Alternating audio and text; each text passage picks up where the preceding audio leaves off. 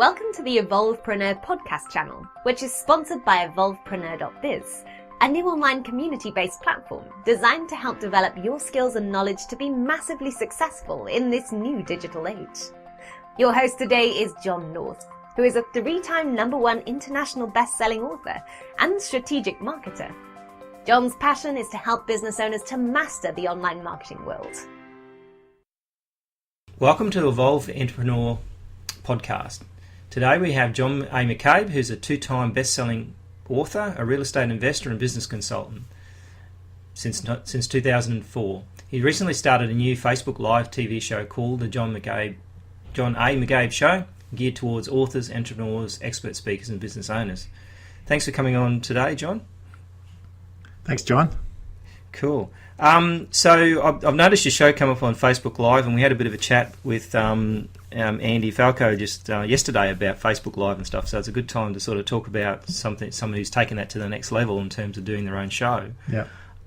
So how did you get to where you were? Like, what's your kind of backstory? Well, I'm not sure how far you want me to go back, but I was born in 1980. Yeah, I was born in Windsor, Nova Scotia, Canada, birthplace of hockey, and middle class family. Went to university, failed out the first time. Went back to a different one after a year's vacation, and went through and actually still never finished. But I ended up taking a corporate job. And within 3 months, I was promoted to operations manager for the company in the city of Edmonton, Alberta, Canada.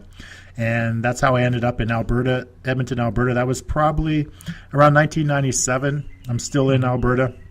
And I continued in the corporate world. I changed from job to job. But around 2004, I really had an entrepreneurial burning, and there was something that I wanted to do. I recently had a transformation in my life. I had some people help me, and I thought that I could, we could create a business out of it online. And so we actually started a nutritional consulting, personal training business online. I left my corporate gig, started that business, and ended up actually should never have left my corporate gig, because I ended up taking a part-time job, which ended up being a full-time 40-hour-a-week job. But it was something where I really didn't have to think too much. So I did that for a little while I was building the business. Partnership things just didn't work out. But I ended up, through that, I ended up meeting a couple who owned a industrial sandblasting and painting company. And once I went down and saw their operation, I said, I believe I can help you immensely. And so they hired me as a consultant, and 4.5 years later, I helped them grow from $1.5 million to $7 million by implementing processes, procedures, technology, hiring the right people for the right positions. And then right around 2009, it was in 2009, so we were going through the recession of 2007, 2008, and I was still working as a contractor. They had let a lot of their staff go. They were basically out of skeleton staff. And June 30th of 2009, June 29th, 2009, I was given my 1-day notice. So then One-day notice, okay. So I was like, what am I going to do now? I haven't had a job, like an actual job, in 7 or 5, 6 years. I don't know what I'm going to do. So, and I don't think anyone's going to hire a high-priced consultant in this economy. So I had just taken some real estate investing courses. I basically had enough cash to get through 3 months. And one of the strategies I had just learned was called lease option. And there was a strategy in there called sandwich lease option, where you can actually lease the owner's home for 2 to 3 years as long as they give you the option to buy, turn around and find someone who doesn't qualify for a mortgage, put them in the home, basically act as the middleman. So it was very timely. I made, within the first 2 months, I made $5,000 and then $600 a month, and I continued to do that for 24 months straight. I did a deal a month for 24 months. Ended up controlling over $10 million in real estate with no cash, no credit, no partners, making a 6-figure a year income. And had some partnership challenges that ended up not working out well for me again. And basically, I leased out my system, my marketing system. All of this was done because I'm an introvert by nature. I built a great marketing system, generates a ton of leads. So I'm really well known in that industry for being able to generate a lot of leads. So fast forward to today, I'm still in the real estate investing space, and I partnered with my coach and mentor in the real estate space, and we've actually created a nationwide, Canadian-wide rent-to-own business. And I'm just responsible for the marketing component, and it's basically running on autopilot right now. So it frees up some of my time. So I'm going back into the business consulting, but instead of the processes, procedures, and technology, because I've spent the last 5 to 6 years studying marketing strategies, I'm now helping businesses, entrepreneurs in the marketing field. So helping them do just what I did in my business, accelerate my authority really quickly, be able to attract a lot of attention and get people to come to them and want to do business with them. So that's what I'm up to now, and that sort of spurred the whole Facebook Live, because I know there's Facebook's giving a lot of attention to their live shows right now, and it's a way that I can reach a greater number of people. And plus it fits into my overall authority acceleration strategy. So that's sort of where we're at today.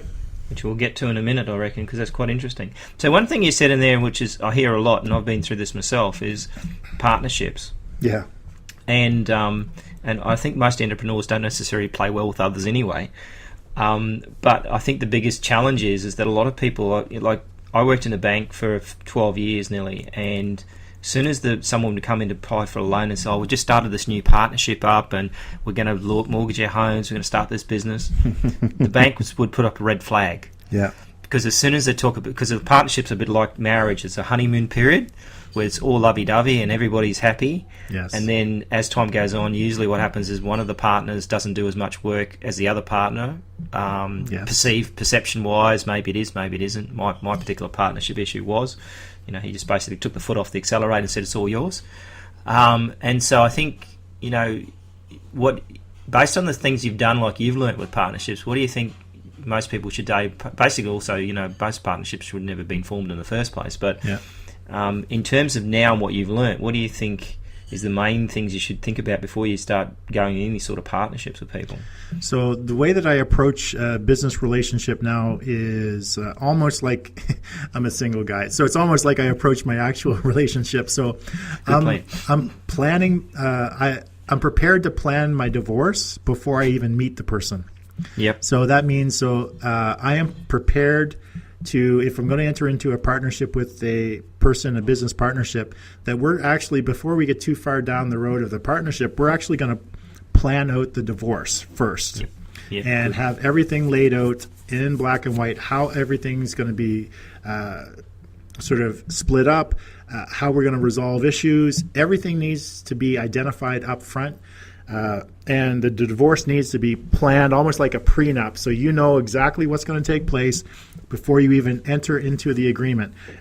And that's usually called the unanimous shareholders agreement here in Canada. Mm-hmm. So once you have that in place and you're both very comfortable with it, because remember, you're in the honeymoon period, so you're both going to go into it you're not going to be mad at each other. All you're doing is just resolving a what-if situation, and that's what the USA does. It handles all the what-if situations that could arise in the partnership, and that's how I enter into all my partnerships now. So I'm in one with my coach and my mentor. He's somebody that I pretty much trust with my life. So entering into a unanimous shareholders agreement with him is very easy.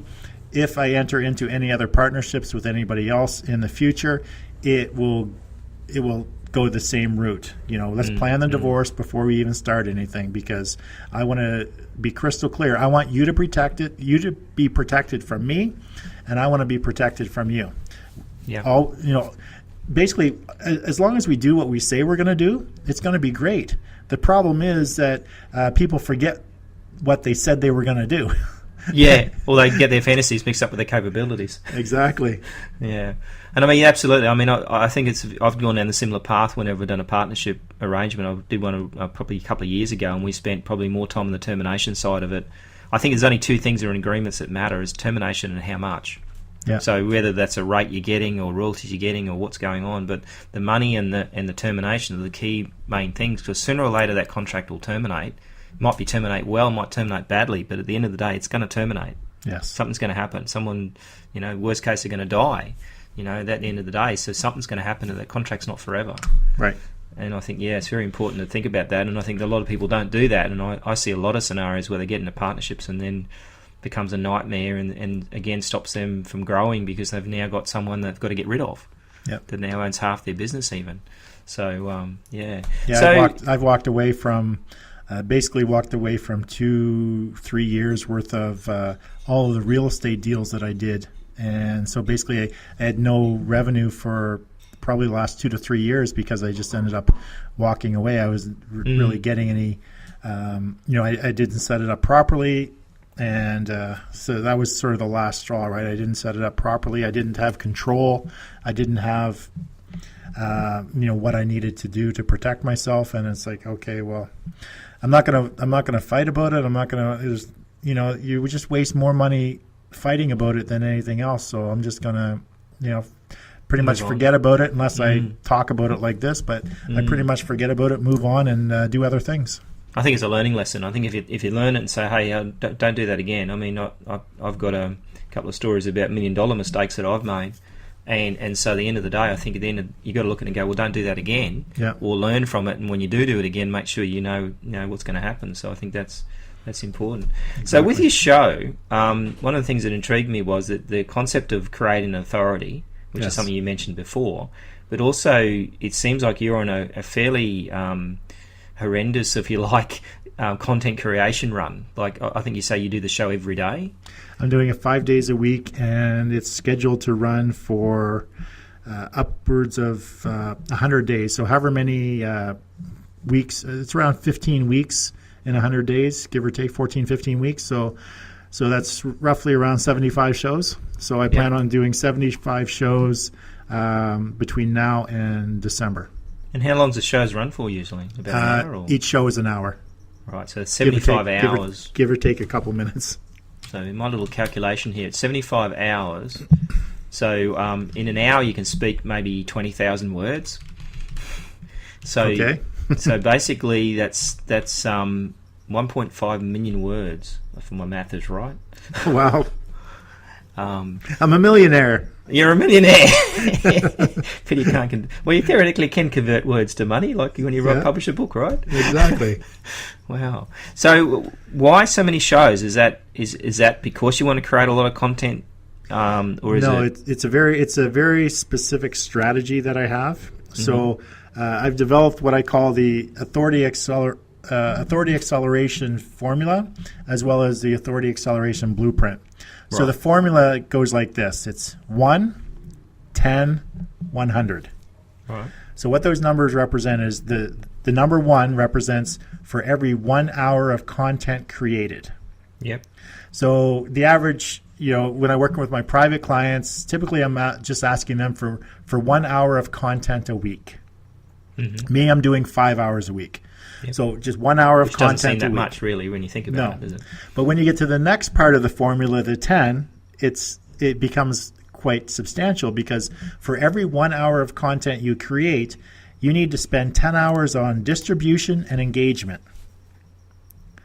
So that means that you're going to distribute your content throughout the internet world on a lot of different platforms and a lot of different mediums, and you're going to engage with people on all of those platforms, generate attention, communicate with people that are in the similar interests, and really work on building your following. So for every 1 hour of content, 10 hours of engagement and distribution.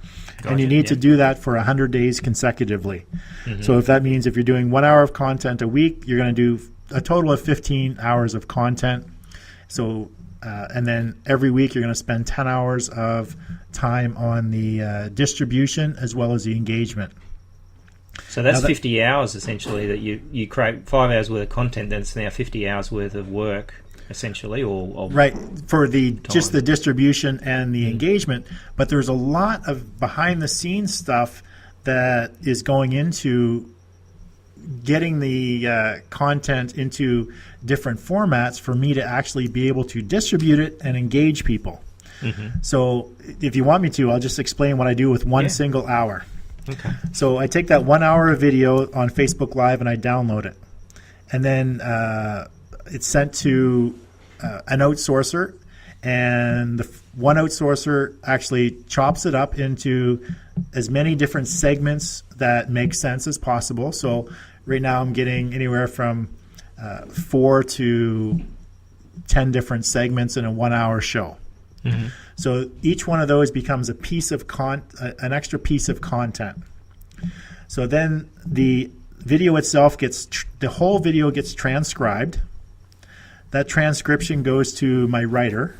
My writer then is going to create 2 blog articles based on that content. Mm-hmm. Now, these are not your typical blog articles that you would read like in a publication. These blog articles are designed specifically, they're copywritten with the sole purpose of getting people to take action. So there's embedded links, there's like subtle calls to action throughout the blogs continuously. Right. And then what else do we have? Oh, the actual video itself gets edited down into a good version, which will actually be used for a video podcast. Then once we have that really good edited version of the video for the podcast, we'll extract the audio, and now we have an audio podcast. And then what we're doing with that 1 hour show is we're creating at minimum 4 social tweets or posts or whatever around that one show. That's what that particular outsourcer is doing. So when they actually get me all that stuff back, that's when I start my 10 hours of, okay, I've got all this stuff now, all these pieces, all these different videos, all these blogs, all these social tweets and graphics on Instagram and Pinterest and stuff. Now I start my 10 hours of distributing and engaging on all of that stuff, cross-channel marketing, taking people from one platform to another. So if it's on Twitter, I'm taking them from Twitter and driving them to either YouTube to watch my video or to my website to watch the podcast or read the blog. So I'm using it cross-channel strategy. Right. Yeah. And this so all of this content gets distributed all over the internet world. I'm engaging people, I'm distributing it, and I'm building authority. I'm building followers. I'm engaging with people, and I'm finding people with like interests and really getting connected with them. And on the shows themselves, I'm picking people that have some sort of authority already or some sort of influence, and they have a following already. So I get to borrow from their authority, their influence. So I'm attracting new people to my show because they want to watch the guests that I'm bringing on. Right. And that helps me build my platform even bigger. It helps me grow my authority even wider.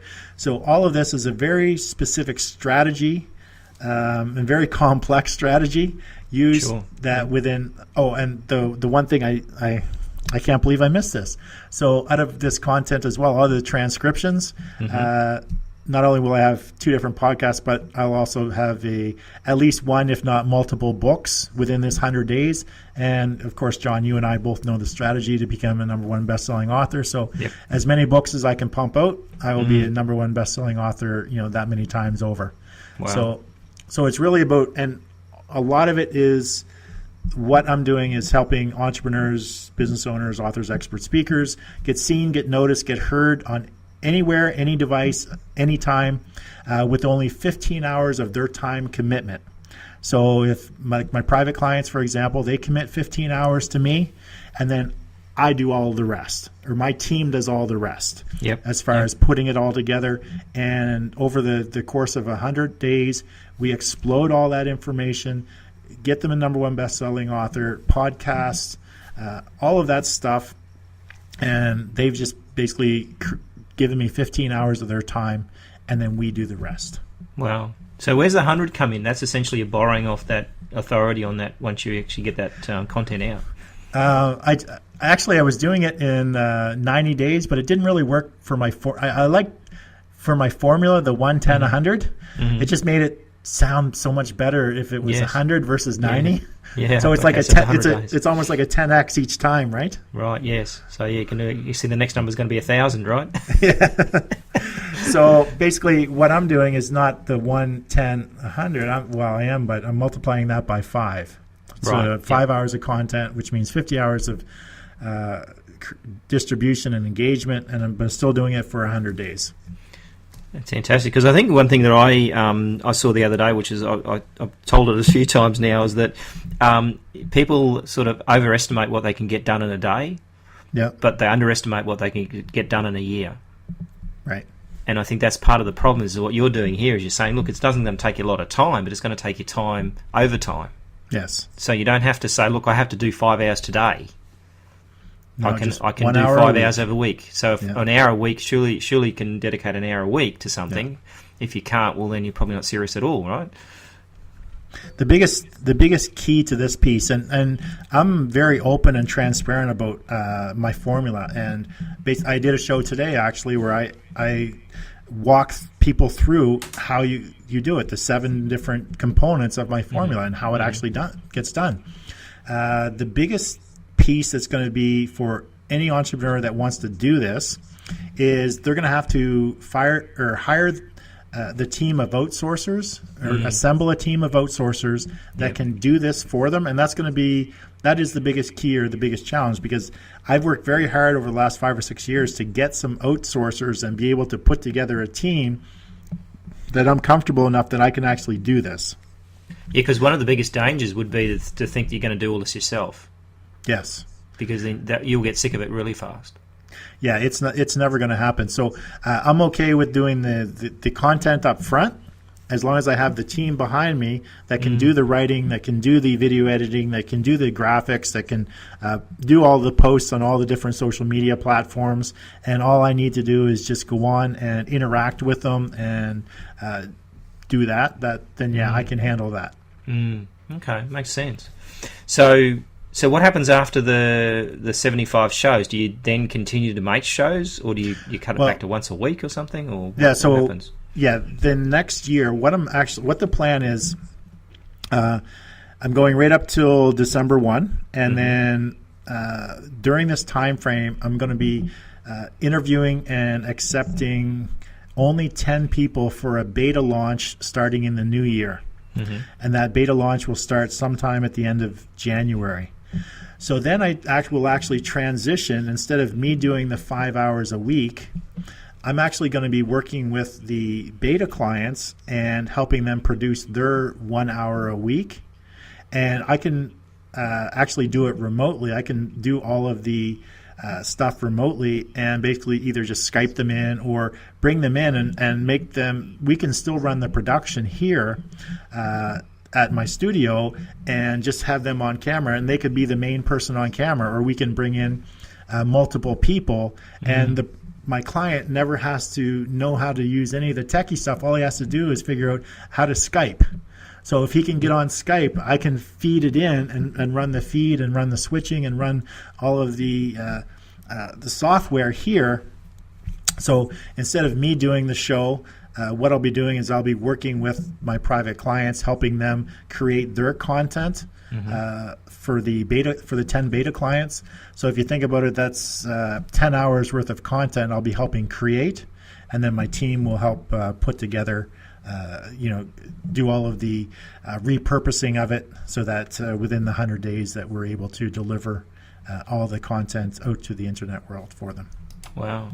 And so one of the things that I guess that I've seen a long times is, like, I'm guessing that when you started this whole thing off, it wasn't perfect. That it was, it probably had hairs on it along the way.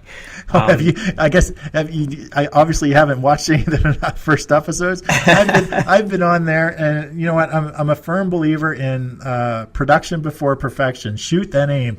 So apologize later. I was like, I'm going to start a Facebook Live show. I think I just decided, and the next day it's like, it's like, I'm going to start a Facebook Live show, and I'm just going to put it on. And I didn't even have the full concept. I was just I didn't even have this authority acceleration thing in my mind. I kind of had it in my mind, but it really wasn't formulated yet. And it's like, I'm just going to start this show. So I started the show, and there's times in the show when I've got a guest on and you can't hear the guest, or you can't hear me, or you can't see somebody, or we're going on and I'm thinking things are great and like nobody can hear anything. And so I've got shows, like half the shows people can't hear me or can't hear the guest, or we have bad feed, or I just can't do the show because the technology crashes or something. It's like, whatever. So I'll just start it again tomorrow. Yeah, I mean, at the end of the day, one thing about this whole thing is you can always get a do-over, right? You can always do that interview again if you have to. People, they understand. They know that, because I tell people I'm not perfect. I failed a lot, and I'm getting more open with and being more transparent with all of my failures, because I'm not a failure as a person, just that things that I've tried in the past have failed. I've had failed business partnerships, and I've been, a lot of times I haven't really wanted to disclose those because I want people to think that I have, I'm pretty successful and things like that. But, anybody that has any level of success has 10, 100 times more failures behind them, because that's how they get to the success that they're at. So anyone that's going to start anything, it doesn't matter. Just get it started. I talked about this on today's show is when I talk to, people who are going to be my potential clients, and I say, we're going to be doing the video, and, 100 plus objections come up about being on camera. It's like, well, I'm not fit enough. I'm not fit enough. I don't think I'm good looking enough. This or that or whatever. You can sit there and what if yourself to death. Is like, I know exactly how they feel, because I felt the same way when I first got started, because I'm overweight and I'm an average looking guy and whatever, but it really doesn't matter. At the end of the day, people don't really care. They just care that you're going to be able to deliver value and content that relates to them, because really people only care about themselves. So what's in it for them? And they're probably worried. They probably feel better that they're not the ones having to do the show. It's you. Exactly. But that's what separates the people that position themselves with authority from those that don't. Because if you're not willing to get on camera, to do podcasts, to do this kind of stuff, to create the book, if you're not willing to do that, you're never going to accelerate your authority. You're going to stay in the background. You're going to stay where nobody's going to know you. These are the things that you need to do, or that you should do, in order to, if you want to grow your authority and you want to be recognized in your industry as a leader, as somebody that, if you don't want to chase business, you want business chasing you, and you want to have the freedom, the options in life, and be able to make choices, then you need to do this, implement these kinds of strategies in order to elevate your authority and get to a position where clients are just coming to you, and you either decide to expand, bring on new team members, leverage everybody else's time, leverage technology, and then start leveraging your money by investing it in other things. That's how you get the true freedom. And as an entrepreneur, we all want freedom, options, and choices. That's why we went into this business. And very rarely does that happen unless you have that mindset, because I see a lot of people end up just working harder and harder for less and less. They just bought themselves a job or created themselves a job. That's really all they've done. Or even worse than that, an unpaid job, a low-paid job. And I've been there too. It's like I'm still, there's still times when it's like, the pay isn't that great, but you know what? It's you do stuff. It's consistent persistence.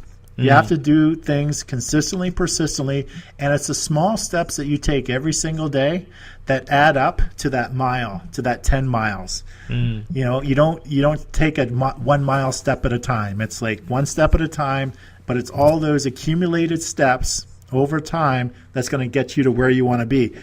Hence why the Authority Acceleration Formula is over 100 days, but it's doing the individual things every single day. The content creation, and then repurposing it, and then the engagement piece where you're doing 1 to 2 hours of engagement every single day to get your at least 10 hours of engagement a week. So it's that little things that you're doing every single day that it's going to add up to get you to your end goal. I think it's one of the stories I saw. I don't even know where I saw it, and I can't even remember the name of the person, but she decided to write a blog every day about what she was going to cook. Right. And she wrote one blog every day that she had this meal and this is what she did to cook it. and the only person that was following her blog was her mother. And then sort of like it took about 30 days, and suddenly other people are following it, and then a few more people are following it, and then suddenly it just kept on growing and growing, and did it for like a year, every day for a year. Yeah. And eventually she had famous people coming to dinner with her. Yeah. She eventually ended up taking all that content and created a cookbook, then became an authority on food. Yes. After a year. And so that's the reality, is content over time, is where you get your results. It's not like you just create 10 blogs tomorrow and then leave it and hope for the best. It's about over time creating that humongous amount of content, which is basically what you've That's done. right. I'd be guessing, but it'd have to be like at least hundreds of thousands of viable words, maybe even like 1 million words that you're going to create in that process. So if I continued on, instead of deciding to take on private clients and get it and help them create their authority, then I would continue on with my show, doing 5 days a week, and within that year, I am quite confident that I would have elevated my authority to a position that I probably can't even fathom right now. Yeah, exactly. Because if you put that amount of content out, you're going to get something back for sure. And like, it's just natural mathematics, isn't it? Yeah. Well, just look at the Gary Vaynerchuk, for example. Yes, the amount true. of content that he puts out, Yes. and the engagement that he does. So he was actually one of the influencers when I was creating my formula and creating my strategy. He's one of the key influencers that I thought about when it's like, okay, well, I thought about how I did it for my own business in the real estate space, because I was extremely, successful in capturing leads and getting opportunities. So, it's the exact same thing. I'm just doing a lot of the same things, but then taking that piece of, creating more content, being more engaging, sort of that Gary Vaynerchuk sort of idea, bringing that into sort of my model. And that's where the 10 hours of distribution and engagement came from, because he had I had heard him say once that he never put a number to the difference between the content creation and the distribution. He just said you need to spend more time on distribution and engagement than you do creating content. And it's really the reverse. People spend more time trying to create content and almost no time on engagement and really on distribution. They're probably too tired by then, they spend so much creative energy getting that initial content right that then, they haven't got the time or effort to go for it. And one thing I want to, just for my own sake, that even though I'm doing 5 hours of the show is just 1 hour a day, 5 days a week, because I do everything myself. So I get my own clients, or I get my own interviews. I have to get all the information from them. I have to, create some sort of script or some sort of plan or questions, or, really know what I'm talking about, get into their business a little bit. So that 1 hour a day really actually works out to be somewhere between 6 and 8 hours a day for that 1 hour show.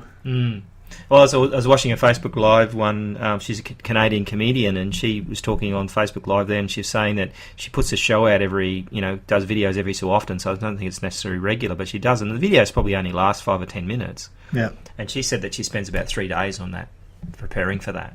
Yeah. And so I think that's the thing that people, don't realise. So you do need to prepare for it. I think preparation is probably better than trying to fix it up later. Because another thing that I had that was in the software game that's pretty similar to entrepreneurship is leading edge is bleeding edge. So in some cases, to be in the marketplace and like some of these guys really stand out because they're actually on the bleeding edge of the technology or bleeding edge of the theory. And if you're first to the market with that kind of thing, that's where you're going to get that recognition, rather than trying to be a follower and just reproduce someone else's content. Because at the end of the day, I saw a good thing saying that you're a consumer or a creator. If you're going to just consume content, then really you're not going to make much of a difference. But if you start creating content of your own, then that's the best value that you're ever going to create. And everything that I'm creating, outside the show there is a little bit of a call to action sometimes during the show, but all of the stuff that gets repurposed, it is all done with a marketer's mindset, and everything is going to have calls to action in it. Everything is designed to take the the reader, the viewer, the listener, get them to take some kind of an action, to get on the list or to go to the website so you can get them pixeled either with Facebook or Google so you can retarget them later, because it's all about the biggest thing with what I'm doing is you have to have your end in mind. You have to know what your end goal is. So I knew what my end goal was before I started the show. My end goal was, getting high-end private clients that want this type of help, that want somebody that can actually manage something like this, that looks after something like this, where all they have to do is just show up with confidence and competence and speak for an hour. So I already knew what my goal was. I already knew what my offer is going to be. It's a high-end coaching session and done-for-you services. So it's going to be complete. It's going to be high-end. So I know that going into this. So I already know what the end result's going to be. So all of the stuff that when we were creating it is all going to have calls to action that are going to lead people down the garden path to eventually coming to the conclusion that, one, if they want to do this themselves, well, great, there's going to be a course for that they can take a course and learn how to do it all themselves. Or if they just want to become a private client or get involved in a mastermind, that those are going to be available options as well. So interesting thing you said there, which is something that I've sort of had started looking at lately, and we're doing with Evolveprenuer. Actually, we're going to run a beta members test run, and one of the things that a lot of people don't realise is that you don't have to create a product and then try and sell it. Get people involved at the point of getting into the idea. Get out there and sell the product early, even before it even becomes a product, and then plant the seed. Plant the seed, and if you get reactions from people and go, "Oh yeah, I'd really love to do that," well, then you can always get enough people together to pay you to basically create the content. That's right. As opposed to the other way around, where you create the content and then go and try and market and realise that nobody's actually interested because you never tested it. Yeah, and that's one of the key pieces. In my process that I talk about, then is even before I decided I was going to do this. Go down this avenue, and whenever I go to these marketing conferences, you and I have been in the same one several times, and we talk to people about who they're selling their products to. And I know you've had private clients or coaching clients or people doing their booking. So who's your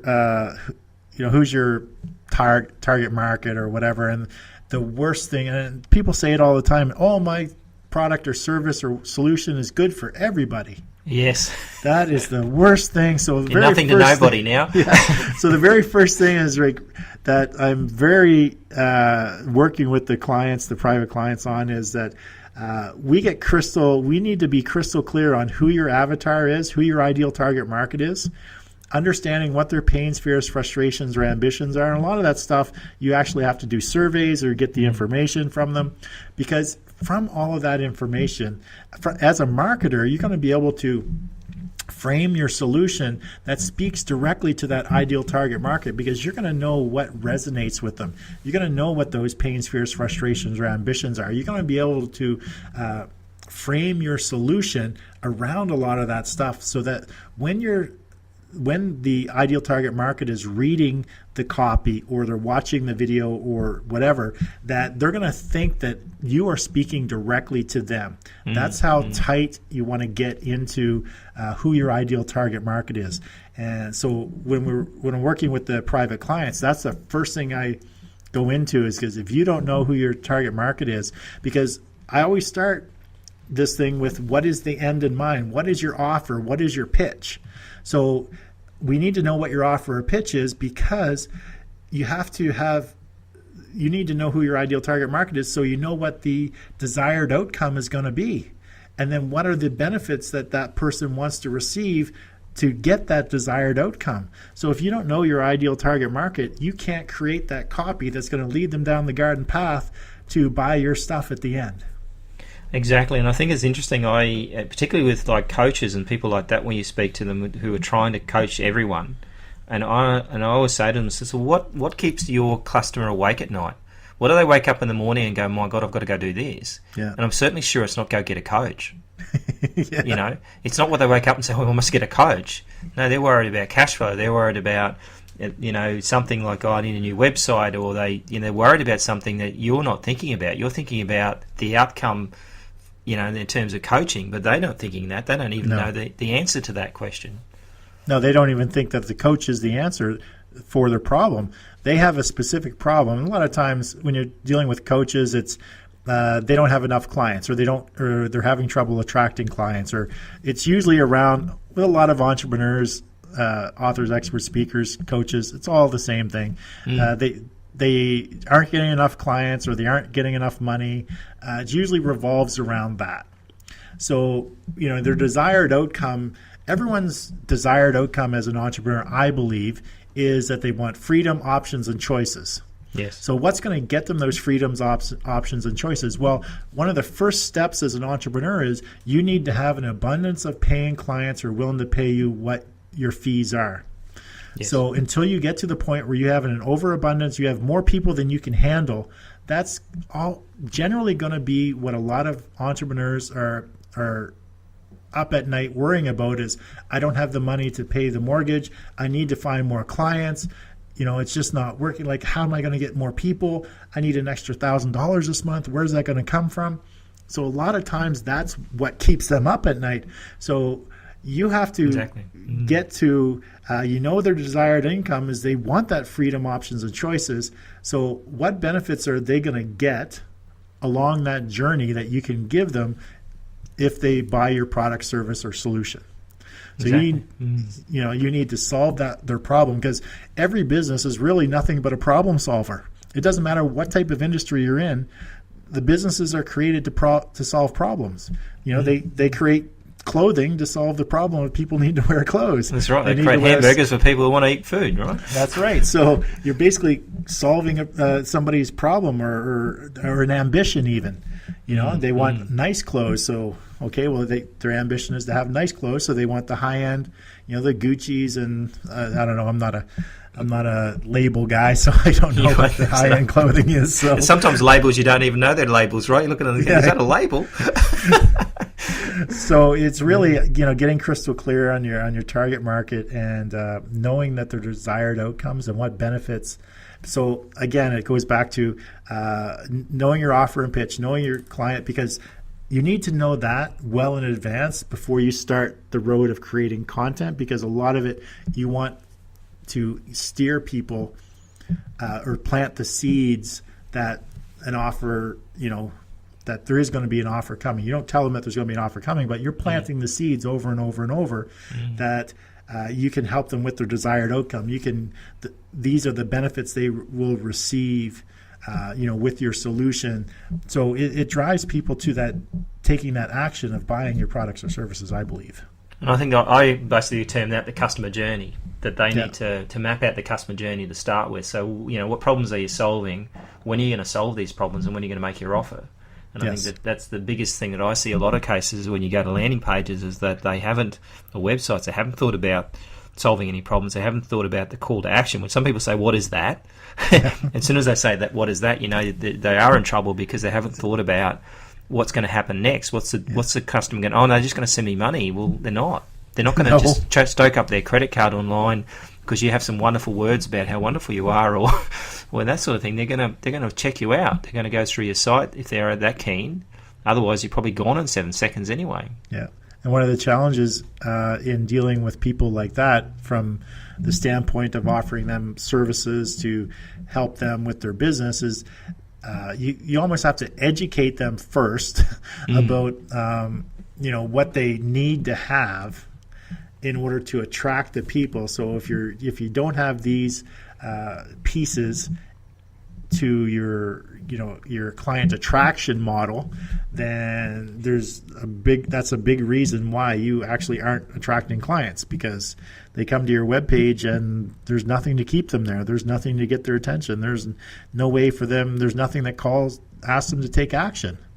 Exactly, and I think that's the key to the whole thing. So, and you said something very important there, was that before you go in to start creating this content, get clear about who you're talking to and what you're talking about.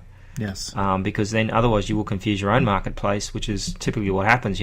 If you're confused, they're probably very confused. Yeah. Yeah.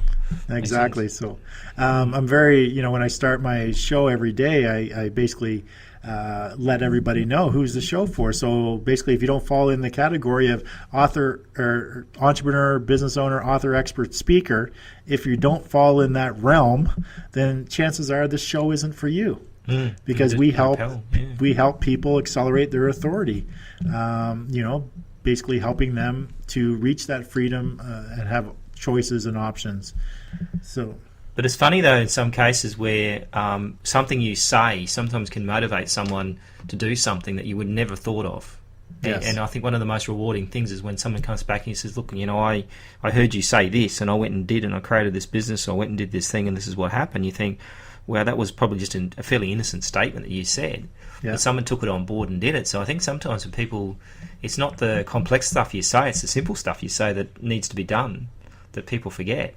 Yeah, and a lot of times people get overwhelmed or overcomplicated with too much information, too much. They're taking 5 different courses at once and not implementing any of them. They're just seminar junkie and just taking courses, and really nothing's ever getting done other than draining their bank account. Exactly, and implementation is the key, I think. If you're not implementing stuff and trying stuff, then you're really going to end up being a consumer of information products, which is perfectly fine for the guys that are selling it, but not necessarily great for you if you're not actually implementing and making a start.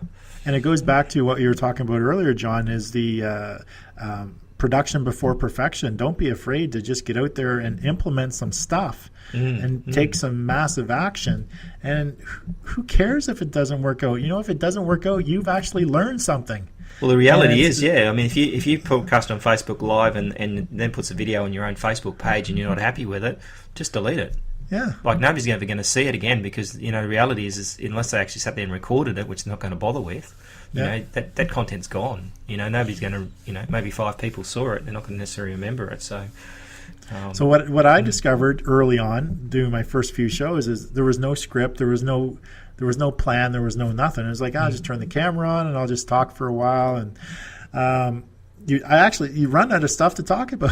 Like I remember just talking about anything and everything. It's like, well, there's no really structure to this. I think I better, create a structure. I didn't stop doing it. I just sort of make it better every single time. It's like, oh, okay, I better have a structure. I better, do it so that my editor can actually chop it up. So make some sense of it. need to have starting points on a regular basis, and I need to interact with the group, and I need to do some shout outs. And so there's a lot of things that I'm implementing and changing, almost every week, every episode, just to make the show better, so that the end result is going to be so much better. By the time I'm, do my 75th episode, I really have a system down. The team will be streamlined so much. We'll just be churning things out over and over and over. And that's really what I'm looking forward to. Just because I'm done my 75th episode during the months of December and January, because right now they're about a month behind me. They're, as far as the content goes, so they're just still starting on the first week of content. So it's going to take them basically a week to do the week's worth of stuff.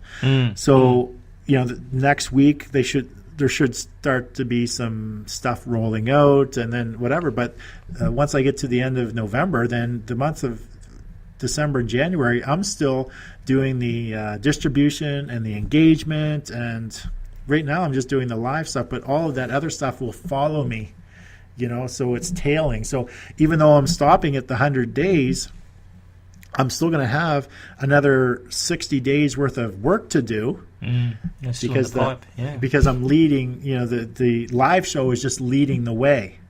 But then you've got all the trailing, repurposed content that's following along, and that's where the engagement and the distribution comes into play. Okay, so in the terms of call to action, tell us a little bit about what the websites they should go to, or where they should go to sort of connect to you and find out more about what you do. Sorry, John, you cut out there for a second. Sorry, so in terms of call to action, yes. What's your website address, or the best way to get in contact with you to see what you're doing and maybe connect with you? I'd love to have you to like the Facebook page, because that's where you're going to get the live show every single day. And that is facebook.com/the John Anthony McCabe. Anthony McCabe, yep. So I will, John will have the correct spelling or the link. So if you want to go there, that would be great. Also, if you want to connect at the website, you can go to www.johnamccabe.com. Right, cool. And of course, I've got Twitter and Facebook and LinkedIn and Snapchat and Instagram. Choose your own adventure, right? Yeah, exactly. Yeah. So if you join one, there's a good chance I'm going to try to convince you to join something else. Yeah, that's right. Add up, do the whole 10. I mean, that's the thing. If you can get someone to follow you on Facebook and then follow you on Twitter, well, then you've doubled your followers almost overnight, right? Yeah.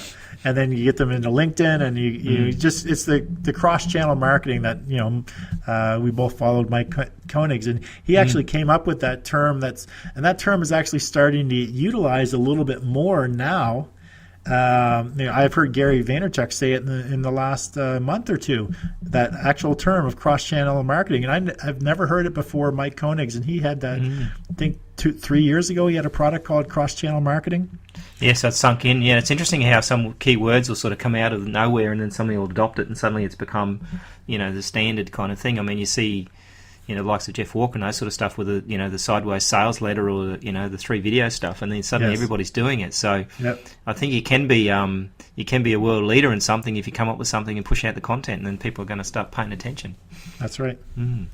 Okay, well, coming up to the hour, so I'm going to finish up today. That's really great. It was interesting information. I think it's great to kind of speak to someone who's prepared to have a go, and basically, but at the end of the day, you're smart. You're creating a content around it. You've got a plan, and I think that's a great thing to see.